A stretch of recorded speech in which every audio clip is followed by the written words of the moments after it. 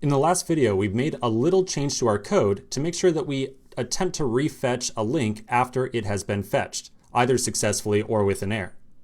Now at this point, we are left with this for loop right here that seems to just run on forever.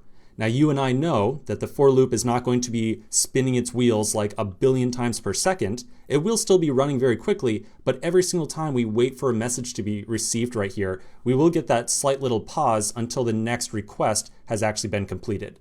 So even though it looks like this for loop right here is going to be running through this single line of code a billion times per second, it's not actually that quick. Now, there is one little issue with this for loop, however, and I would say that this is entirely a stylistic concern. So we're going to make a little change to this thing, and it's solely because of the style of code that we're looking at right here. So you can kind of imagine very easily that if we had a lot of other logic inside this for loop right here, it might be really challenging for some other engineer to come and look at this code and have a clear understanding of exactly what this for loop is doing.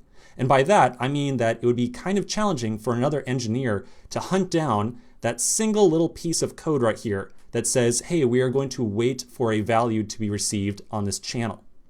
So because it's kind of challenging for another engineer to walk on the scene here, see this for loop and kind of hunt down this blocking statement right here, Go offers a slightly alternative syntax for writing a very similar loop. So we're going to write out the alternative syntax and we'll talk about exactly what's happening.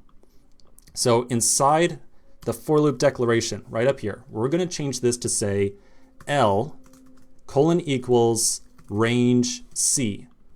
And then rather than putting this arrow C inside of here, we're going to replace it with L. L being short for link. Now, that's the entire refactor right there. This code that we're looking at right now is completely equivalent to what we just had on the screen 2 seconds ago. So we've seen the range syntax before many times, and we've always seen range being used to iterate over like a slice of elements.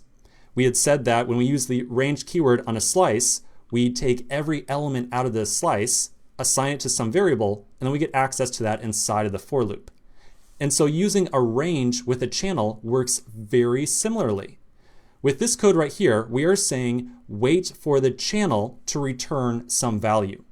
After the channel has returned some value, assign it to this variable L. L in this case being short for link.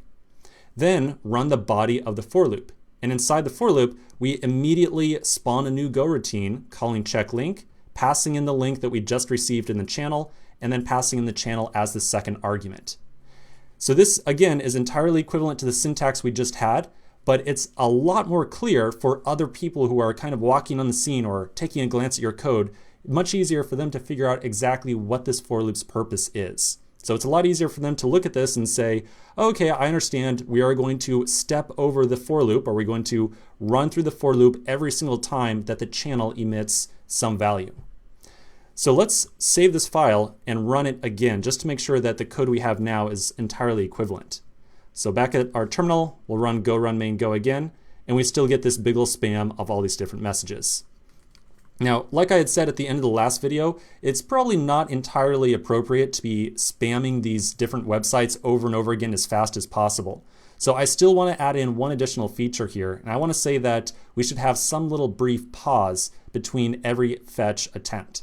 So let's take a quick break, come back, and we're going to figure out how we're going to modify our code to integrate that little pause between each check link call. Okay, so quick break, and I'll see you in just 1 minute.